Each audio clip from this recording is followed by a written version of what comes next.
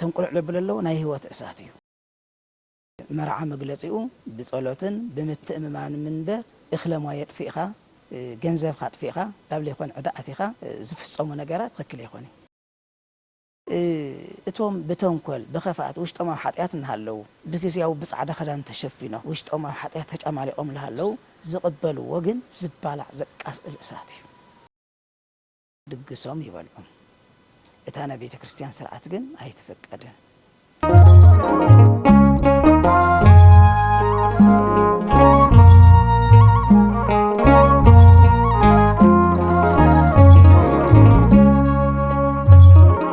بسم الله وولد ومنفس قدوس أحد أملاك آمين سلام سلام كورات تخطاتلتي نوباي ميديا زي بيوتيوب زم حلالف نوباي ميديا برنامجنا أيو نوباي ميديا استفلاليو منفساوي هايمانوتاون تحسطوتات يجي زقرب ميديا أيو مو نلما عنتي كشانا غيرنا حزنا يوم زقربنا ممر قوموس أبا جورا مدهن جورا جزاوير يوم مس قوموس أبا جورا مدهن جورا جزاوير سرعة تكليل ومرعان ولهم أديو صانحيت كلون لا أيو ناو قشاي قوموس أبا جورا مدهن جورا جزاوير عدمي يخبرهم بمساحهم دما باسم جزاوير يمسجن مو سرعة تكليلن أكليلن زبوهالو نتاي فلا يوم بسم الله وولد ومنفس قدوس أحد أملاك آمين رقم أو رحقن أو قربان أو اشتعدن أو وصعدن خنكم زي تنالزي تكاتاتلو باسم زيغر أملاكنا فتصم سلام كلكم جلي كما يقول خاتكم أمين أملاكنا زيغير مسجن يلنا كنا مسجنو ذا ساعة زعل الزيا سلالها بنا كبر مسجانا لسمو يخون اتي استلع على حتى وقتون سلازقنا سلام مرعى زبل حتى كم مجمريا كفتو قالوا إنا نتقم أكليل مالت انتاي مالتيو تكليل مالت انتاي مالت الليل كاب ترجموا إنا نتقم مالتيو مجمريا تكليل مالت وإن مصحفة تكليل سرعة تكليل مالت تكليل زبل قال كللا أخبره كاب زبل نايقسي قال زرعي زوصعي تكليل مالت مخبار مالتي مصحفة تكليل مالت ويسرعة تكليل مالت ناي خبر صلوت لقاوچا موسو فصمتلو مرعت فصمتلو زصليلو سرعات بتصلوتسو ابوتات ليقاونت سرعتسو اميطم تسرعتسو لتي ناغاوچا كبر زهولو زصليلو يو اكليل مالت دما زودي وينا سغيصي وللات مالتي سلازي اتي كلتيهم انت اي فلالايهم بخمي من قد كفصمو يقبهم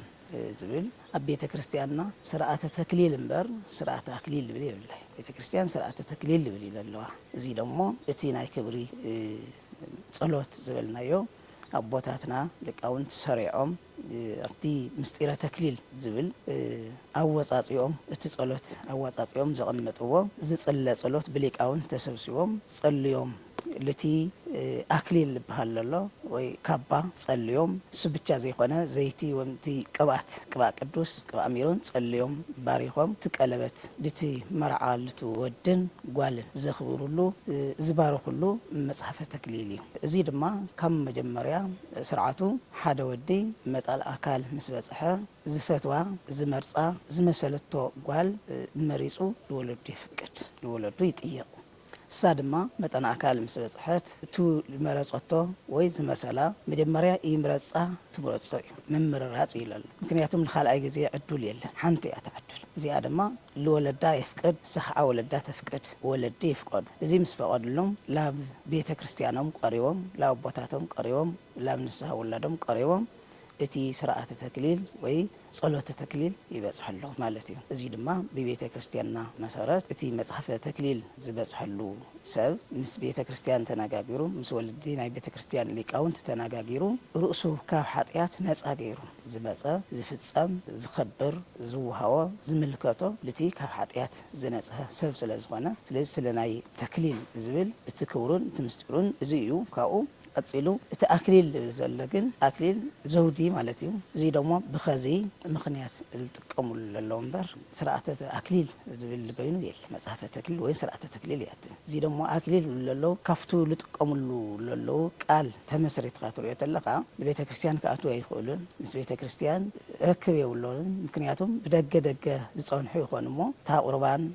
ምክንያቱም ስርዓተ ተክሊል ከበጽሐካ እንድሕር ኮይኑ ግዴታ ቁርባን ቡን ተማልእ ስለለለካ ለውዝ ቁርባን እዚ ስለዘይበቁ እዚ ናውሽጥ ነገር ና ምስጢር ተክሊል ስለዘይተረዳኦም በደገ ገዚእኻ ዝግበር ወይ ደሞ ለፎቶ ለመርኢት ዝግበር ነገር ካብ ደገ ገዚኦም ወይ ካብ ደገ ተካርዮም ዝገብርዎ ነገር ስለዝኾነ ብዙ ምስጢር እዚ ብዙ ነገር እዚ እዮም አክሊል የገራ ልጥቀሙሉ ለለው እምበር ስርዓተ አክሊል ልበይኑ የለን መጽሐፈ ተክሊል ወይ ስርዓተ ተክሊል ተባሂሉ ይጽዋዕ ማለት እዩ ዝበዝሕ ግዜ ሕብረተሰብና ወይ ምእመና ክልል ዝበሃል ተሎ ዓርሱ ዝኸኣለ ስርዓት ተክሊል ዝበሃል ተሎ ድማ ዓርሱ ዝኸኣለ ከምኡ ዓይነት ርድኢት እኒአና ኣብዚ እቲ ስርዓት ተክሊል ጥራሕ ዝበሃል ምዃኑ ኣብዚ ምስ ተክሊል ተዳሒዙ ብደገ ከምኡ ዓይነት ፎቶታት ምስኣላት እኒአው እዮም ድንግላት ኢና ፀኒሕና ዝብሉና ግን ኣብ ቤተ ክርስቲያንና ላ ድንግል ዘይኮን ድንግል ኢና ኢሎም ንኣባት ንስሖም ቀሪቦም ድማ ኣብ ቤተ ክርስቲያን ኣትዮም ስጋ ወደሙ ዝቕበሉ ኩነታት የጋጥሙ እዚ ነገር እዚ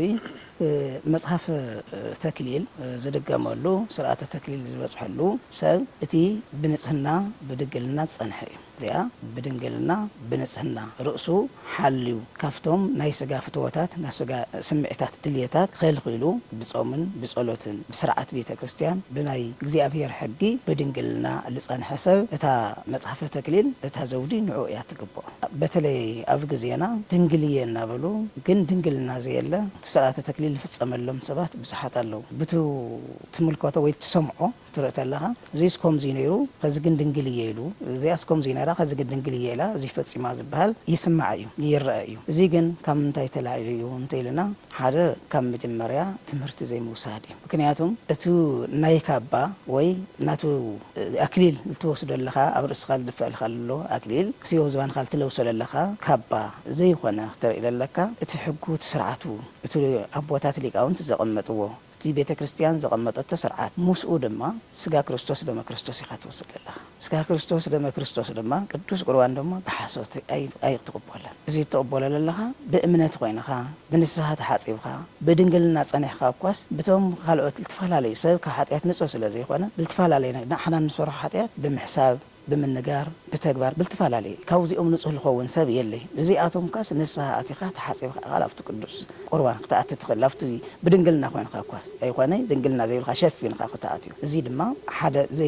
ዘይምስትምሃር ዘይምምሃር እዩ ዘይምፍላጥ ዘይምርዳእ እዩ ካባና ካብ ቤተ ክርስቲያን ኣቦታት ድማ ካብ ህፃንነቶም ጀሚርና ኮስኮስና ስለዘይዕበና እዮም ለኩሉ ነገር በቱ ካባል ተሸፈነ እናኾነ ብደገል ተሸፈነ ላኾነ ስለምንታይ ሲ ለሪኡ ዋለለው ታሰብ ለሪኡሎም ታካባ ገይሮም ታዘውድ ገይሮም በር ታብ ቅድሚ ክርስቶስ ቀሪቦም ዝሕተተላ ኣይተረድኦም ለል እዚ ኣስለለይ ተረድኦቶም በር ናይ መንግስተ ሰማያት ጣዕሚ ናይ ገሃነመ እሳት ምረር መከራ ተዘረድኦም ነይሩ እዚ ድፍረት እዚ ኣይገብሩ ነይሩ ስለዚ ካብ ተዓባዊኦም ካብ መሃራ ለይተወስወሱ ስለዝዓበዩ በግዚያው ነገር ላተሰሓው በግዚያው ነገር ላተሸወዱ ስለዝዓበዩ ከዝውን ሰብ ክሪኦም ይምሉሎም ኣብ ውሽጢ ኮይኖም እግዚአብሔር ክባርከልና ምክንያቱም ሓዳር ምግባር ትኽእልኻ ውልድ ግን እግዚአብሔር ይልህ ወለዲ ባሪኾም መሪቖም ሓዳር ግበር ክብልካ ክኽእል እዩ ውልድ እግዚአብሔር ይልህ ሂበውን ክዕብል ክኽእል እግዚአብሔር እዚ ድማ ሓዳር ገይረ ኢልካ እግዚአብሔር ተዘይባሪኽልካ ሓዳር ገይረ ኢልካ እግዚአብሔር ተዘይዕቢልካ ምስ እግዚአብሔር ተዘይተስማዕምዕኻ ኣበይሎ ተሓዳር እዚ ድማ ሰኣን ምርዳእ ልግበር ዘሎ በግዚያው ወስቁሉ ብልጭልጭ ስለልተደለየ ካብኡ ብላዕሊ ተሓዳር ክጸንዕ እቲ ብላዕል ካባ ዘይኮነ ትናውሽቲ ካባ እዩ ትናውሽቲ ክብሪ ኣብ ልብኻ ዘሎ ናይ እግዚአብሔር ፍርሓት እዩ ትልዓበየ ክብሪ ኣብዚ ልቶም ደናግል ትገብረሎም ተላ ቅድስት ቤተ ክርስቲያን ለምንታይ እዩ እንተይለና ዘውደ ዝግባእ ልትጋደለ እዩ ልጻዕረ እዩ ሰማዕታት አክሊል ወሪዱሎም አክሊል ተቀቢሎም ንብሊና እዚኣቶም ብምንታይ እዩ ተይልና ሓዊ ሰይፈ ዝሕለፉ እዮም بحاولت لبلو التقاصلو سلامنتهم إلهم بسيفي بجدل ببحر كله استقبلهم لزي دمو تمدراجل ناي وطاتنت سمعت حوي زي سلا قدسنا سلنا እግዚአብሔር ስርዓት ኢሎም ስለና እግዚአብሔር ሕግ ኢሎም ርእሶም ካፍተ ነገራት እዚ ተኸላኺሎም ላ ተጋደሉ ልጸንሑ ለዚኣቶም ብዝምድራው እዚ ልቱ ሰማያዊ ልውሃቦም ናይ እግዚአብሔር ክብሪ መግለጺ መርአይ ቅድስት ቤተ ክርስቲያን እቲ ዘውድ እዚ እቲ ዘክሊል እዚ ልቶም ንጹሃን ደናግል ይግብኦም ኢላ ኣቐሚጣትሎም ስለዚ እቲ ስርዓት እዚ ልግባ ልቶም ብድንግልና ዝጸንሑ እዮም እቶም ሸፊኖም ዝገብርዎ ዘለዉ ግን ደናግል ዘይኾኑ ደናጊልና ዝብሉ ዘለዉ ግን ሓደ እቱ ናይ ኣመሃራ ካብ መጀመርያ ዘይተኮስኮሱ ምዕባዮም ብግዚያዊ ነገር ስኡሎም ላብለጭለጩግዚያዊ ላርእዩ ለግዚያዊ ጥቕሚ ልጎዩ ኮይኖም ስለ ዝዓበዩ ካልኣይ ምስ ዓበዩ እውን ምስ ገበሩ እውን ኣጥቢቑ ልድሕዝ ኣቦ ስለ ዝሰኣኑ እዩ ናውዚ ስርዓተ ተክሊል ተኣትለኻ ላጋብቻ ተኣትተለኻ ስርዓት ሓዳር እንታይ ምዃኑ እንታይ ለኣክል ክብሪ ኣለዎ እንታይ ለኣክል ተሓታትነት ኣለዎ እንታይ ለኣክል ውህብቶ ከለዎ ብደንቢ ኣጥቢቑ ዘምህር ስለ ዘይረኸቡ ምስእቱ ተሓይዞ ደናግል እዮም ነይሮም ኢሉ ምእመናይ ወይ ቶም ወለድና ይቀበሉና እምበር ድሓር ጠቕሊልና ንስሓ ክነኣትዎ ኢና ኢሉ እዋ ከዚ ድሓር ንስሓ ክንኣቲ ኢና ኢሎም ግን ትበደል ላፈለጥዎ ጌጋ ምዃኑ ላፈለጥዎ ላፍቲ ስርዓቱ ስምእታዎም ከመ እዩ እንተበልኻኒ ኣነሲ ፅባሕ ንጎሆ ዶክተር እዩ ሆስፒታል እዩ ክሕከም እዮ እሞ ኢልኻ ዓይንኻ ላረኻ ገደል ምስዳፍ ማለት እዩ ኢድኻ ምስባር እግርኻ ምስባር ኣብዚ ግዜ እዚ ድማ ላብ ገደል ትጸድፍ ተለኻ ጥራሕ ምስባር ለይኮነ ሞት እውን የጋጥም ሆስፒታል ስለ ዘሎ ዶክተር ስለ ዘሎ መድሓኒት ስለ ዘሎ ክድሕን ዳኣ ኹን ኺልኻ ዓይንኻ ላረኻ ላብ ገደል እንድሕር ጸዲፍካ ኮይንኻ ዕድል ተረኺብካ ወይ ኢድኻ ወይ እግርኻ ተሰይርካ እንታይ ህይወትካ ትጸንሕ እያ ሞ ትድሕን ትኽእል ኢኻ ነገር ግን እስኻ ፅባሕ ንጉሆ ንስሓ ከኣቲ እየ እናበልኻ ነገር ግን ሓጢኣት ትሰርሕ ተኮይንኻ ኣብቲ ሓጢኣት ትስና ኣለኻ እግዚኣብሔር ፃውዒት ተቕሪብልካ እስኻ ለቐመጥካዮ ዕድመ እኒአካ ድዩ ልፅባሕ ድሕር ፅባሕ ልትብለሉ ዘቐመፅካ ለረጋገፅካሉ ዕድመስ እኒአካ ድዩ ልፅባሕ ድሕር ፅባሕ ልከይትብል እኮ ዝመፀላ ሰዓትን ዕለትን ኣይትፈልጥዋን እሞ ተዘጋጅኹም ፅንሑ እያ ተቃሉ ካብዚኣ ዝወፅእ የለ እዚኣ ደሞ ብዓይነል ተራእያ ንጉሆ ወፂእኻ ምሸት ዘይትምለሰሉ ኣብ ደቂቃታት ውሽጢ ተፈላለየ ገጠመኝ ይገጥም ማለት እዩ እዚ ድማ ቀዲሙ እግዚአብሔር ነጊርና እዩ ለዚ ደግሞ እግዚአብሔር ንስሓ ከኣቲ ዳሆን ኸይ ፅባሕ እናበልኻ ብድፍረት ዝእቶ እናራእኻ ላብ ሓዊ ምእታው እናራእኻ እንዳያም ቅዱስ ኣባ ሕርያቆስ በቅዳሴ ውፍታ ይብል መሲለካ እቲ ናይ ስለ ስጉኡን ደሙን ትናገር ተሎ ልዚ ስጋዚ ልዚ ደምዚ ብድፍረት ልበልዖ ሓዊ እዩ እሳት ማህያዊ ለሩታኣነ ልብ ለእለ ይገብሩ ፈቃዶ እሳት በላኢ ለኣማፅያን ለእለ ይክህድስሞ እዚ ብኣማን እሳት ይብል እቲ ስጉኡን ትደውን ብሓቂ ሓዊ እዩ ልቶም ብሓቂ ብንስሓ ተሓፂቦም ብቁኑዕ ልቢ ለለዉ ክፍኣት ለይብሎም ተንኮል ዘይብሎም እንተበደሉካ ብንስሓ ተመሊሶም ኣብ ቅንዕና ለለዉ እሱ ናይ ህይወት እሳት እዩ ተንቆልዕ ልቢ ለለዉ ናይ ህይወት እሳት እዩ እቶም ብተንኮል ብኽፍኣት ውሽጦም ኣብ ሓጢኣት እናሃለዉ ብግዚያዊ ብፃዕዳ ክዳን ተሸፊኖም ውሽጦም ኣብ ሓጢኣት ተጨማሊቖም ዝሃለዉ ዝቕበልዎ ግን ዝባላዕ ዘቃስእል እሳት እዩ ዝጎድእ እሳት እዩ ተባሂሉ ተቐሚጡልና እዩ እዚ ድማ ፅባሕ ንስሓ ከኣቲ እየ እናበልኻ ሓጢኣት ኣይሰራሕን ሓጢኣት ምዃኑ እኮ ይርድአካ ኣሎ እዩ ሓጢኣት ሰብ ኩሉ ሓጢኣት ዘይፈልጥ ሰብ የለ ሓጢኣት ዘይፈልጥ ሰብ የለ ዘይፈልጦ ኢሉ ሰርሕ ኣለኹ ይብል ዘይፈለጥኩ እየ ይብል ስለ ዝፈልጦ እኮ ተሓዊኡ ሰርዖ ትሰርቕ ተሎ ግልፅ ላለ እዩ ሰብ ከይርዮ ሓጢኣት ምዃኑ ስለ ዝርድእ እዩ ትዝሙት ተሎ ተሓዊኡ ሰብ ከይርዮ ሓጢኣት ምዃኑ ስለ ዝፈልጥ ጌጋ ምዃኑ ዘይግባእ ምዃኑ ስለ ዝፈልጥ እዩ ስለዚ ለፅባሕ ልድሕር ፅባሕ ክንስሆ እየ ኢልኻ ላብ ሓጢኣት ምእታው ማለት ፅባሕ ንግሆ ላብ ሆስፒታል ክኸድ እየ ኢልኻ ዓይንኻ ላረእኻ ላብ ገደል ምፅላፍ ማለት እዩ ብተክሊል መርዓ ንዝገብሩ እንታይ እዮም ከማልኡ ዘለዎም መጀመርያ ርእሶም ካብ ዝሞት ካብ ሓጢኣት ክሕልው ኣለዎ ንምንታይ ካብ ህፃውነቶም ጀሚሮም ብንፅህና ብቅድስና ብድንግልና ክነብሩ እኒኦም ብልተፈላለየ ውድቀት ናይ ደቂ ሰባት ሓጢኣት ብዙሕ እዩ ብልተፈላለየ ብሕሳብ ይኹን ብምንጋር ይኹን ብተግባር ይኹን በካዳድናና በካያይዳና ብኩሉ ኢና ሓጢኣት ዝሰርሕ ሞ ካብዞም ነገራት እዚኦም ኩሎም ክቁጠቡ ኣለዎም ብልተፈላለየ ውድቀት ተጋጢምዎም ናይ ሓጢኣት ካብቱ ናይ ድንግልና ምብልሻው ወፃኢ ሓጢኣታት ተጋጢምዎም ጌጋታት ተጋጢምዎም ብመሓመየቱ ብገለዲ ንስሓ ከኣትዩ እኒኦም ትለኣትይዎ ለለዉ እታ ግዜ ንሪኣ ሰብ ኣኪብና ትፍፀም ዘይኮነ እቲ ቅዱስ ስጋ ክቡር ደም ዝበልዕዎ ለለዉ ብድፍረት እንተኮይኑ ሓጢኣት ስለ ዝኾነ ጥፍኣት ስለ ዝኾነ እቲ ብድፍረት ዝበልዐ መቕሰፍቲ በሊዑ መርዚ በሊዑ ስለዚ ኣቐዲሞም ቅድሚ ላፍቲ ተክሊል ምብፅሖም ካብ ሓጢኣት ተነሲሆም ነፃ ኮይኖም ብድንግልና ብቅድስና ክፀንሑ እኒኦም ኣብዚ መንጎ እዚ ክልቲኦም ደናግል ተኮይኖም ዝንበሩ ስርዓት ኣለና ክልቲኦም ሓዊሱ ሓዲኦም ድንግል ሓዲኦም ዘይድንግል ተኮይኖም እውን ናይ ባዕሉ ስርዓቱ ድንግል ዝኾነ እቲ ስርዓት ዝንበበሉ ድንግል ዘይኮነኸ ወይ ዘይኮነት ድማ እንታይ እዩ ዝንበበላ እንታይ ዓይነት ኣክሊል ከዮም ዝገብሩ እንታይ ዓይነት ካብቲ ልባሳቱ ጀሚሩ እዩ ዝፈላለዩ ፅቡቅ ልቶም ደናግል ዝኾኑ መፅሓፈ ተክሊል ይድገመሎም መፅሓፈ ተክሊል ትብል ተለና ለደናግል ክፅለ ዘቐመጥዎ ኣቦታት ኣፍቲ መፅሓፈ ተክሊል ተቐሚጡ ኣሎ ልቶም ደናግል እቲ ሓውና እዚ ኦርቶዶክሳዊ ድንግል ተሃፍትና እዚኣ ኦርቶዶክሳዊት ድንግል እናበለ ካብ መጀመርያ ቃሉ ጀሚሩ ለደናግል ክጽለ ዝኽእል ኣቦታት ዘቐመጥዎ ስርዓት ኣፍቲ መጽሓፈ ተክሊል ተቐሚጣሎ ለቶም ደናግል ዘይኮኑ ድማ ጸሎተ ማእስባን ይባል ማእስብ ማለት በድንግልና ላይ ጸነሐ ማለት እዩ እዎ ስለዚህ ኣብኡ ኮይኑ ፍቲ መጽሓፈ ተክሊል ውሽጥ ኮይኑ ግን ጸሎተ ማእስባን ናይ ማእስባን ጸሎት ተባሂሉ ዝተቐመጠን እዩ ደናግል ንዘይኮኑ ማለት እዩ ኣፍቲ ናይ ኣክሊል ስርዓት ፍቲ ናይ ካባ ስርዓት ለቶም ደናግል ዝኾኑ እቲ ካባ እቲ ዘውዲ ቤተ ክርስቲያን ዘቐመጠቶ ሽልማት ሁሉ ይግበረሎም እቶም ደናግል ዘይኮኑ ግን ዘይሁሉ የለይ እዚ ትብል ተለና ግን እቲ ክብሮም ኣብ ቅድሚ እግዚአብሔር ትልዓበየ ካፍቱ ተክሊል ልዓበየ ካፍቲ ካባ ካፍቲ ዘውዲ ዝዓበየ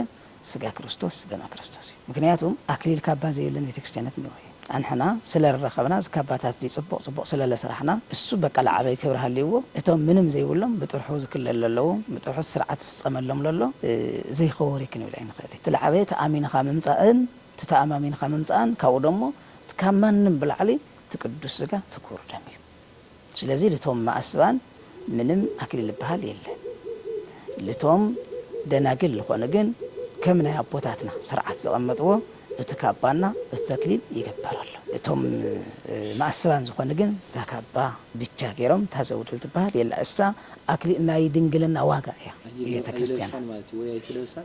እዋ ዛናይ አክሊል ዛና ርእሲ ኣይትግበኦም ናይ ድንግልና ዋጋ እያ ናይ ሰማዕትነቶም ናይ ትዕግስቶም ዋጋ እያ እዚኣ ኣብ ቅድሚ ኣቦታቶም ኮይኖም ዝክለልዋ ዘቐምጥዋ ዘውዲ ናይቲ ትዕግስቶም ናይቲ ብንጽህና ብቅድስና ዝጸንሕዎ ዋግኦም ኣብዚ ምድሪ ቤተ ክርስቲያን ዘዘጋጅ ያብትሎም እዚ ትልተሎም ደሞ ብዝበለጸ ሰማያዊ አክሊል ሰማያዊ ክብሪ ኣለዎም ብዙ ሰማያዊ ልውሃውዎ አክሊል ምሳሌ ገይራያ ቅድስት ቤተ ክርስቲያን ኣቐሚጣትሎም ለላ ሓደ ድንግል ዘይኮነት ጋጥምተሎ ግን ቤተ ክርስቲያን ሓደ ዓይነት ናይ ምልባስ ኩነታት ይጋጥም እዩ ኣብዚኦም እንታይ ክግበር ዝግብኦ እዋ ከም ባት ንስሓውን ከም ምእመንውን ጽቡቕ ከዘብዚ ስቑኢሉ ብድፍረት ናይ ኣቦታት ስርዓት ናይ ቤተ ክርስቲያን ስርዓት ዘቐመጥዎ ተስማዕሚዖም ሊቃውንቲ ዘቐመጥዎ ደፊርካ ምትሕልላፍ ኣሎ እዚኣ ግን ተና መጀመርያ መውሰቦ ብስሩ ብስርዓት እግዚአብሔር ድንግል ምስ ድንግል እዩ እትወዲ ድንግል እታጓል ድንግል ብትዕግስቲ ጸኒሖም ወለዶም ኣፍቂዶም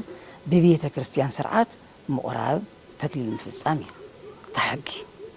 ብድሕሪኡ ደቂ ሰባት ደካማታት ኢና እሞ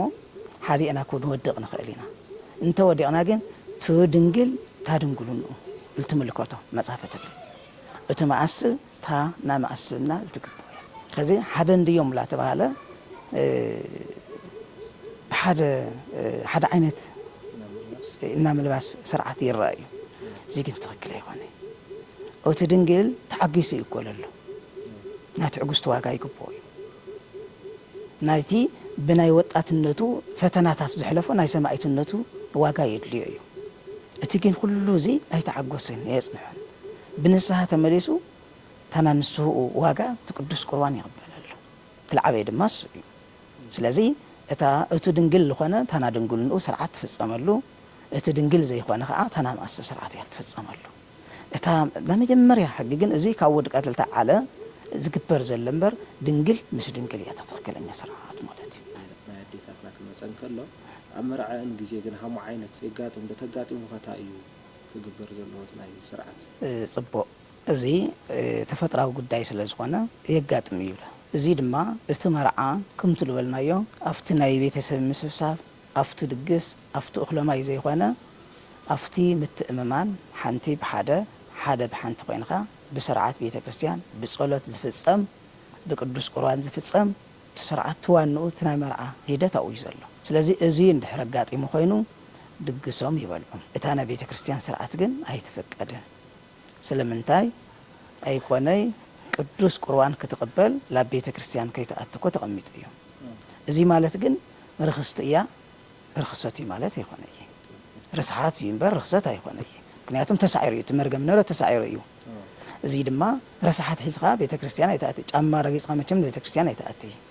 እዚ ደሞ ብተፈጥሮና ካብ ውሽጢ ዝወፅእ ዝምንጩ ስለ ዝኾነ ላብ ቤተ ክርስቲያን ክትኣቱ የብላይ ተባሂላ እስካብ 7 መዓልቲ ስርዓት ተቐሚጥላ እዩ زي دما ندحر شوعات معلتي زي ملأت خوينا قدوس قربان يفقدلان او وشت تكفصم ندحر خوين دما قدوس قربان ግዴታ እዩ ማለት መጽሐፈ ተክሊል ፍጻም ተሆነ ቅዱስ ቁርባን ግዴታ እዩ ስለዚህ ቅዱስ ቁርባን እስካብ ዘይተቀበል እትድግሶም ክበልዑ ክኽእል እዮም እሳ ግን ምስ ነጽህት ያላ ቅዱስ ቁርባን ክትቀርብ ትኽእል ትልዓበይ ናይ ቤተሰብ ዘዘጋጅይዎ ነገር አው ይሆነ ይለሉ ትልዓበይ አፍቲ ቤተክርስቲያን ዝፍጸም ስርዓት ይታቢ እዚ በመገጣሙ ትመርዓ ፈሪሱ ወይ ተበቲን ማለት ይሆነ እዚ ደማ ኩሉ ለጋጥም ተፈጥራዊ ውህብቶ ስለዝኾነ ብስሕተት ለአተየ ሓደ ግዜ በሃንባህሪ ይኮን ልኸድል ስለዝኾነ ከው ደሞ ዕምባባ ስለዝኾነ ኣብ ኩለና ዲየታት ብቲ ነገር እሱ ስለዘሎ እቲ መርዖም ማነው እቲ ድግሶም ተሰባሲቦም ለውላዶም መሪቆም በሊዕም ሰትዮም መኻድ ይከኣል እዩ ስለምንታይ ተይልናሲ ሕፀኮን እዩ ሕፀን ተንቆልዑ ገና አየለው ተሕፀግን ተሰብሲቦም እቶም ቤተሰብ ይምገበርዎ እዮም ስለዚህ ደጊስኻ ቱልት ደገሰ ቱልጠፈ እኽሎማይ ብከንቱ ክፈስስ ክጠፍእ ስለዘይብሉ እቶም ቤተሰብ ተሰብሲቦም ናይ ደስታ መግለጺ ተሰብሲቦም ናይ ደስታ መግለጺ ተመግቦም መኻድ ይኽእሉ እዮም እዚ ትብል ተለና ግን ናይ መርዓ ብድግስ ዝግለጽ ኮይኑ ይኾነ እግረ መንገዱ እቲ ናይ መርዓ ወቅት እውን ይመጽእ ስለዘሎ መርዓ መግለጺኡ ብጸሎትን ብምትእምማን ምንበር እኽለማ የጥፊኻ ለለ ከዓቅምኻ ብላዕሊ ገንዘብኻ ጥፊኻ ላብለ ይኮን ዕዳኣቲኻ ዝፍጸሙ ነገራት ትክክል ይኾን ከም ቤተ ክርስቲያን ይኹን ከም ኩሉ ሕብረተሰብ ይኹን እዚ ጌጋ እዩ ንዓቶም ዘድልዮም እቲ ጸሎት እዩ ንዓቶም ዘድልዮም እቲ ምረቓ እዩ بمتانم تالخل ونادستا مجلس يم نقولوا تنادستا مجلس جن لا يكون حزن حزن خان دحر لمص خوينو صبوا ايخوني ازي دمو بمغبي مرعى اي جلصن بمتأممان بمفقار بموهاد يلجلص ناي دكس كتلعله مستي حز وقت بفلاي زرق زلو زناي حصا شمكلنا ناتوهالو قدمتي مرعون زغبرو هيدتات ني تو سرعتنا يفقدو تزغبر زلو ነገር ከተከክል ጊዜ ازي بزحات لقاونتون لا تتنتنا لا تنجرات مرت لا توهو بزح غير الله اتي حصل بحال شمغلنا توهيل له شمغلنا لبحال ነገር የለን حصاዩ حصاس ካብ ዝኾነ ድማ አፍተ حص ዝግበር ዘሎ ጥፋአታት አፍተ حص ዝግበር ዘሎ ህዝብ ሰብስዩኻ እኽለማ ያጥፊኻ ዝግበር ዘሎ ዕብደት ይልባል ስንፍና معبادي ስለምንታይ እንተይልናሲ መርዓው የለይ ኮፍት ገዛ በይና መርዓት ያኮለ ላፍት ገዛ بين مرعتنا هليت تايرة خيبنا يلوم يوم سرسلوا لله كذل كتبلع عند حرد لي خاصي مخنيات بزحي لكتوس أمي مخنيات لا بيك لا زي هلا كتقرر مخنيات لا بيك زي دمو بقى بسجاخة دليت لا توقع عصها مالتي سلازي زل كبر للازي فتصم بفتصم صحتاتي سلام انتي لنا نبوتاتنا حقين نبوتاتنا دم بسرعة ونا يخونا مرعوي مرعتي تكللهم سرعة قابتشا بسرعة تكل تفتصم ولا متمسط اللو ናይ ክልቱ ቤተሰብ ኮይኖም ደስተኦም ገልጽ እዮም አውዝ ግዜ እዚ ግን ገና ይኮን ነው ሕፃ ይኮን ነው ምልማን ኮይኑ ይኽእል ከይምስረቱ ገና ይነው ክትልመን ያቆለላ ክልሙን ኮይም ሆይዶም ለለው አውዚስ ገና ላበይ ሃም ንቀየር ለለና ኢለ ረዳካውሲ ካፍት ናይ ስርዓተ ቦታትና ወጽናሲ ናይ ስርዓተ ቦታትና አፍሪስና ከሃይማኖትና ወጽና خالق من قدم نقعز لنا مخنا إلى مراكزي بالرأخ يتقعز ندحر خوينخا لا يهم لوس دكاز من قد ندحر لي تفولت خوينخا خبيدي سلازي كاو سرعة بوتاتنا نوصانا لا بلا يكون من قدي لا بلا يكون طفات نديام دخلنا الناس اوعخا ندحر لبامات خوينم كو توول طف سبسو بلمسي لتمرعوي لتمرعاتي ما هم حدار يوم المسرس للو قلعو يوم كفريو بلعت يوم طريو صباح نغو هذا النمبر يلي لي فلتو هصاونتي يوم لمسللو لزي أتم هوامو نجدم متلوط له مرة آخر خونيرا عوي دستو أم خون الخيل ولادي بيتسل عوي دستو أتولا مرعو ولادو بصبغ مناورة نبرت له خمسة خنا كله هزب أكيبها أطفئها صباح نجهم لبلا على الليل ستة ليلة خفي قوة رؤية الله ولادها تحقق خنيرها لا حزن يختم اللس بما تقولوا غير خاجن لتولادها مناورو حدش نورو اللي جمر للمو مناوري قون سبسي خاتته يمرز كاب منم زي ولا عبيدها نقول عبيدها كمشيت يلاي أو العلي نحنت معلت دستا راح سوي هوني بنحنت معلت دستا كتبل نايزل على مهوتي خالت تبلع تستي تزلل أو أول الله سمعتات أو زلوا زيد اللي حسابات شعكو زهر بهال مذكر كوين ليفت سرسر كوين اليوم مستلم صوت أجن بزح سلا سخان سأملك أوني خاتف على الله زهبير هي بالنيل خا صلات كي تجبر كي تمسجن زي جانا مقدم خناتات إنها اللي معاد مجمر صبوا خنين بفصم عبي سحتاتيو شو مودعتا زعمر عكحلف وزدليو ملأخت صبوا أفتق زي زلنا يوم كويننا كنحسوا زقبنا كنفولتون زقبنا كنتكبروا زقبنا انتهى اليوم كفت مجمريا جميرو سرعة تكليل زولنا يوم مصحف تكليل زولنا يوم بدحر لمن يقبا لمن خايف زي يقبو انتهى خاك قبر له إلنا كم مجمريا حزنا زمصانا يوم تلعبيا ناي ودسه مسارات سلازقنا قابچا مالت ناي ودسه مسارتي كم مجمريا እግዚአብሔር ربنا اب اوريز فطرت معراف خلته وصرع 10 شمنته فطرات كله مسفطره ادم بينو سلازنبره كله ወደ ተባዕታይ ኳልተንሽተይት ገይር ፈጥሩ አዳም በይኑ ስለዝነበረ እግዚአብሔር ተናገረ ቃላሉ ሰብ በይኑ ምንባር ጽቡቅ ስለዘይኾነ ረዳኢ እንግበረሉ ሓጋዚ እንግበረሉ ኢሉ እግዚአብሔር ለሔዋን ፈጥሩሉ ኢሉ ሔዋን ፈጠረሉ ምክንያት ደግሞ ሓጋዚ ረዳት ኢሉ ልትረድኦ ልትረድኦ ክትረድኦለ ክትረድኦለ እቲ ናይ አዳም ጸገም ልትረድኦሉ ናይ አዳም ድኻም ልትሕግዞ ለሔዋን ይፈጥሩ ለሳ ደሞ ካይተና ስካው ጎድኑ ካብባሉ ካውሽጥ አጽሚ ካውሽጥ እዚ ማለት ደሞ ሓደ ናይ ሙኻኖም ካውሽጥ ይልብልሉ ሓደ ናይ ሙኻኖም ናይ ውህደቶም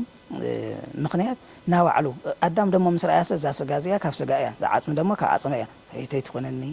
ይሉ አዳም ደሞ ሪእዋ ፈቲዋ ይል ስለዚህ እዚ ለኩሉ እግዚአብሔር አቦና በዝሑ ተባዝሑ ለምድር ምልእዋ ዝበሎም ስርዓት መስዎ ስርዓት ጋብቻ ዓብይ ነገር እዩ እዚ ደሞ ተሐቢነቱ እንታይ እዩ ተይለናሲ ቅዱስ ጳውሎስ ላብ ኤፌሶን 7 ምዕራፍ 5 ለጻፈው ስለጋብቻ አለ እዚ ደማ እስ ነገር እዚ ሰዓብይ እዩ በጣም ዓብይ እዩ ይሉ ዓብይ ለቦለ ምክንያት እንታይ እዩ ተይለናሲ ቅዱሳን ዝወለዱ ካውዩ ነቢያት ሐዋርያት ተወለዱ ካውዩ እታ ሰማያዊ አምላኽ ክትወልድ ዝኻለት ድንግል ማርያም ካፍት ቅዱስ ጋብቻ ተወለደ መድኃኔ ዓለም ክርስቶስ ለወለደት ድንግል ማርያም ካብ ኢያጨም ካብ ሃና ካብ ቅዱስ ጋብቻ ካብ ሓንቲ በሓደ ሓደ በዓንቲ ጸኒዖም ዝነብሩ አቦይ አዶ እያ ተወሊዳ እዚ ደሞ ዓብይ ክብር አለው ዓብይ ክብሪ ቅዱስ ጳውሎስ አነ እዚ ነገር እዚ ዓብይ ረቀቀ ነገር ግን በክርስቶስን በቤተ ክርስቲያን የክምስሎ ይሉ በክርስቶስን በቤተ ክርስቲያን ረእዎ ምትልዓበ ይገብሩ ትመርዓውስ በመን ይምሰለ በክርስቶስ ስለዚህ እንደሕል ሕስ ኮይኑ ሐሳቡ ክርስቶስ ኮ ይብልናይ አማናው ክርስቶስ ድንግል ለይኾነ ድንግል ይልብል ድሕር ኮይኑ ቤተ ክርስቲያን ኮ ሐሳዊት ይኾንቲ ክርስቶስ በደሙ መሰረታ እስካም ስጉ ቆሪሱ ደሞ ፍሲሱ ዘድሐና ምእመን ሐሳዊ ይሆን ስለዚህ ድንግል ለይኾነት ድንግል ይንድሕርቱ ለኾና ቱ ናይ ቤተ ክርስቲያን ክብሪ የምልጣሎ ማለት እዩ ትመርዓው ክፈልጠሉ ግቦሲ እስካ ምስ ክርስቶስ የተማሳሰሉ አለ ምስ ክርስቶስ ተመርዓቱስ ምስ ቤተ ክርስቲያን የተመስል አለና ትክብር እዚ ክርዶ ይግቦ ዓብይ ምና ምዃኑ ድማ ኣብ ዮሐንስ ወንጌል ምዕራፍ 3 ታድናለ ክርስቶስ ኣብ ቃና ዘገሊላ ከይዱ ኮይና ነው ታይ ስለዝኾነ እዩ ክርስቶስ ኣብ ዳስለው ዓለኮ ትመርዓ ዓብይ ስለዝኾነ ኮ ተና ሓዳር ነገር ዓብይ ስለዝኾነ ድንግል ማርያም ወኮ ነይራ ሐዋርያት ወን ኮ ነይሮም ታይ ስለዝኾነ ዓብይ ስለዝኾነ ንኩሉ መሰረት ስለዝኾነ አውዚ በጽሕና ለለና ቦኡ ስለዝኾነ እዚ ቃል እዚ ክንነጋገር ለኻልናሲ ካብ ወለድና ተወሊድና ካብ ቅዱስ መውሶስ ተወሊድ ስለዚህ ኸዘለ እቲ ናይ ቤተ ክርስቲያን ስርዓት እቲ ናይ ቤተ ክርስቲያን ሕጊ ሓልዩና በቦታትና ተማኺርና ተማዒድና ሓንቲ በሓደ ሓደ በሓንቲ ጸኒዕና ትነብር ተለና እዩ እቲ ህይወትና ተባረኸ ዝኸውን እቶም ውላድና ተባረኹ ልኾኑ ወለድና ከዓውዩ ውላድና ከዓውዩ ዝኽእሉ ናይ ሰላም ውላድ ክኾኑ ልኽእሉ እንድሕር ብናይ ቤተ ክርስቲያንና ስርዓት ብናይ አቦታትና ስርዓት ብናይ ቅዱስ ቃሉ መሰረት ተኸቲልና እንድሕር ንኽድ ኮይና መውላድ ማ ኩሉ ኮ ይወልድ እዩ መውላድ ኩሉ ይወልድ እዩ እንስሳት እውን ኮ ይወልድ እዩ መውላድ ማ ሰብኣይ ሰበይቲ አልተራኸበ ጓልተንስተይቲ ወተርዓታይ ተራኺበ ኩሉ መውላድ ይኽእል ናሰፍሊ ለቡለ ግን ቅዱስ ስለዝኾነ መስተውዕለ ስለዝኾነ አይምሮ ስለዘለዎ ንእግዚአብሔር ልግዛእ برأي كريستوس برأي እግዚአብሔር ስለተፈጠረ ለዚህ ደግሞ ሁሉ ወጣት እቱ ልሪኦ ለሎግዚያው ለንጸብረቅ ዘይኾነስ እቲ አውሽጥ ለሎ እምነቱ እቲ ምስ እግዚአብሔር ዘራኽዎ ህይወት ዝኾነ ስርዓት ሓልዩ አቦታቱ ጠይቁ ወለዱ ጠይቁ ሃይማኖት እንታይ ምዃኑ ፈሊጡ ስርዓት ቤተ ክርስቲያኑ ስርዓት ሃይማኖቱ እንታይ ምዃኑ ጠይቁ ተረዲኡ ለሓዳር ተአተለዩ ቅድስና ክርከብ ዝኽእል ስለምንታይ እኽሊ ምዝራእ ንኽእልና ለወቅል እግዚአብሔር እዩ ዘፍር እግዚአብሔር እዩ ተምሉ ወለድና يوم ولاد ለሃይማኖተም ኮኑ እግዚአብሔርን ከሐጉሱ ወለዶም ከሐጉሱ ዓዶም ከዕብዩ ከልምዑ እንድሕር ኮይኖም እግዚአብሔር ተታዊሱ እግዚአብሔርን ተባሪኹ እግዚአብሔር ክባረኸካ ደሞ ካብ ኃጢአት ነፃ ምዃን ይድሊ ካብ ድፍረት ምውፃእ የድሊ ምክንያቱም ደፋር ብዙሕ ነገር ይልጥፍኦ እና ፈለጥኻ ትደፍሮ እዚ አይኮ ይኹን ጥራሕ ድንግል ዘይኾንካ ድንግል የልካ መታው ኮይኮን ጥራሕ ላው እዚ እኮ ዓብይ ነገር እኮ ላው ክርስቶስ ጽባሕ ንጎሲ ክርስቶስ ማለት ክንታ ማለት እዩ ስጉኡ እንድሕር ደፊርካዮ ደሙ እንድሕር ደፊርካዮ እታ ብደሙ ለሃነጻ ቤተ ክርስቲያን ስርዓታ እንድሕር ፍሬስካዮ ኮይንካ ታይ ማሒስካ ተሪፍካ አምላኽ የለይ ኢኻ ኮትለለኻ አምላኽ የለይ ኢኻ ትብለኻ ስለምንታይ እንድሕር ሓጢያት እና ፈለጥካ ትሰርሕ ኮይንካ ልቐጽዕ የለይ ዝፈርድ የለይ ዝኩንን የለይ ኢኻ ትብለለኻ ድፍረት እዩ ካብዛን ብዛን እሽቶን ነገር ዘስተሃልኻ ሃይማኖት ይክትብል አፍትላ ዓበክ ተእመን አይትኽእልን ኢኻ ስለዚ ወጣት ሁሉ ክፈልጦ ዝግብኦ ናይ ጋብቻ ናይ መርዓ ክብሪ ክንደይ ለአክል እዩ እግዚአብሔር እንደይ ለአክል ያኽቢርዎ እግዚአብሔር እንደይ ለአክል እዩ እቲ ስርዓት ፎቲውዎ ኢልኻ ካብ ወለድኻ ጠይቅኻ ምፍላጥ የድሊ እዚ ተረዲኻ ድማ ካብ ሓጢያት ነፃ ኮይንኻ ንስሓ አቲኻ ጋብቻ ምፍጻም እታ ለግዚያው ንኽደና ካባ እንደፍአ አክሊል ይኾነ ክረአ ለለዎ እቲ መሰራታው ለኾነ ናይ እግዚአብሔር አምላኽና ሕጊ ስርዓት አፍሪስናስ ከይንቅጻዕና ክንፈርሕ ለለን ምክንያቱም ደናግል ዘይኾኑ ወጣትነት ተሸኒፍዎም ግዚያው ስምዒት ተሸኒፍዎም ዝወደቁ እሞ ብንስሓ ተተሓጺቦም ይቅርታ እንድሕር ሓቲቶም አው ንስሓ አቦኦም ኮይዶም ንስሓ ተቀቢሎም ቆነኖም እንድሕር ፈጺሞም በቲ ቅዱስ ስጋ በቲ ክቡር ደም ጋብቻኦም ምፍጻም ይኽእሉ እዩ እዚ ደግሞ ለማንም እዩ ቅዱስ ቁርባን ማለት ንግደይ ይኽልክል ሃፍተይ ይኽልክል مخداني يخلخل مرقاصي يخلخل حاسوتي حاطياتي رخصتي زخلخل لزي دما لتغزياو هوي كنبل لتغزياو مرئت لكاميرا كنبل نا اغزير حقي اي كنت حسيب لنا كندفر يبلنا اتال توهابتنا اتال تقبأنا كبري اينا خنقبال لنا سلمنتاي سي حدث علماو لهله وعلى حدار لهله ناي منكوسات خدان سلل تخدنا منكوسي كون اي خيلني اتي منكوسي زبال دما وشتو زي صراي أحمقنا عليه خدان بتشاسل تخدنا ما نقصيك عليه خير توانو وشتي أفتوش تلالي سلازي دنقل ليه هنقا دنقلية سلازو الخاص تايمو دخلنا هالخاص هفتامية سلالو الخا نانسنا دخلنا تقاط إمكاني تدخلنا تقا آمينخا بخامي كيفت منين خاخت بلال نانسنا دنقلنا دخلنا تقاط إمكان عليه إني إن بزول وشت خا خاب دخا طامي خلنا هالخاصي هفتامية سلالو الخا ندحر ليه الخاص تايكس كام دنقلنا ليه الخا نسنا ليه الخا نسوهية الخلا كريستوس سلالو قالوخا كريستوس كل بيقول عليتي مرميرز فلت كويتايو ስለዚህ ብዙ ምክንያት እዚ ለግዚያው ክትብል ስርዓት ክርስቶስ መጥሐስ ኣብ ቅድሚ እግዚአብሔር የቅጽዕ እዩ ኣብ ቅድሚ እግዚአብሔር ክብሪ የስእን እዩ የውርድ እዩ የዋርድ እዩ ሞ ትልገበርናዮ በደልና ላቦታትና ካህናት ቀሪብና ንስሓ ተቀቢልና ጾይሙና ጸሊና ሰጊድና ምስ አምላኽና ተዓረቅና ብትልግበአና አፍቱለለናዮ ትልዋበና በደረጃና ወደቅና ተኮናውን በንስሓ በድንግልና ተኮኑ ትልግበአና በክብርና እንድሕር ተጠቂምናሉ እግዚአብሔርን ዝፈትዎ እግዚአብሔርን ዝቀበለ ስርዓት እግዚአብሔርን ባሪኹ ዝህበና ውላድ ለዓድን ለሃይማኖትን ለህዝብን ስለዝኸውን ብዙ መንገድ ዚና ክንኸይል ለና በድፍረት ግን ትልተዋሃበና ክብሪ አይነጥፍ ሞ ዝነበረና ጻኒሒት ቆሞስ አባ ገብረ መድህን ገብረ እግዚአብሔር ዕድሜ ይኽቢሮም በመንጾም በስም እግዚአብሔር የመስገን አናውን ሰዓትኩም ትወለዶ ከመሃር ኢልኩም ዚ ግዜኩም አጥፊኩም ሰዓትኩም ሰውይኩም መጽይኩም ዝት ትምህርት ዚ ዝቃል ዚ ለምሕላፍ ስለልትደኽሙ ወለለኩም ደኻም እግዚአብሔር ይኽበልኩም ዕድመ ጥዕና ይሃብኩም ናድኻምኩም ዋጋ ድማ እግዚአብሔር ይኽፈልኩም ሰላም ኹራት ተኸታተልቲ ኖባይ ሚዲያ ዝነበረና ጻኒሒት ነዚ ይመስል ነይሩ ቀጻሊ ብዝተፈላለዩ ትሕዝቶታትን ብዝተፈላለየ ጋሻን ሒዝና ለኩም ክንቀርብ ኢና ኖባይ ሚዲያ ሃይማኖታዊ ትሕዝቶታት ሒዙ ዝቀርብ ሚዲያ ስለዝኾነ ሰብስክራይብ ላይክ ሼር ምግባር እውን ኣይትረስዑ ናይ እግዚአብሔር ሰላም ምሳኹም ይኹን ሰላም